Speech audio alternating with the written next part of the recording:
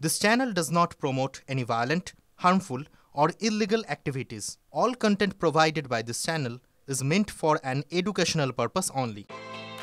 বচ্চন পরিবারে কখন কি ঘটছে তা নিয়ে সবসময়ই নজর থাকে। কখনো বৌমা ঐশ্বরিয়া রায় বচ্চনকে নিয়ে অশান্তির গুঞ্জন, কখনো আবার জয়া বচ্চনকে নিয়ে নানা কাণ্ড। কয়েকদিন আগেই খবরে এসেছে যে অমিতাভের বাড়িতে নাকি হুমকি ফোন এসেছে। সেই কারণেই নাকি বাড়ির নিরাপত্তা বাড়িয়ে দিয়েছেন অমিতাভ নিজেই।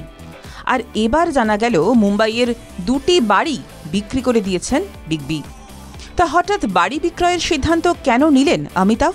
সূত্র থেকে পাওয়া খবর অনুযায়ী অমিতাভ মুম্বাইয়ের গোরেগাঁও এলাকার 2টি বিলাসবহুল অ্যাপার্টমেন্ট বিক্রি করে দিয়েছেন প্রায় 12 কোটি টাকায়।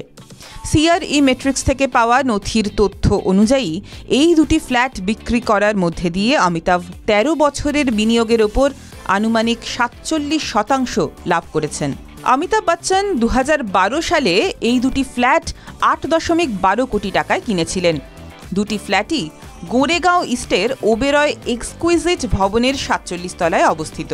তথ্য অনুযায়ী প্রথম ফ্ল্যাটটির আয়তন 1820 বর্গফুট।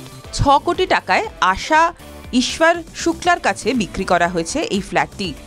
এই লেনদেনে 30 লক্ষ টাকার স্ট্যাম্প ডিউটি এবং 30,000 টাকার রেজিস্ট্রেশন ফি অন্তর্ভুক্ত ছিল।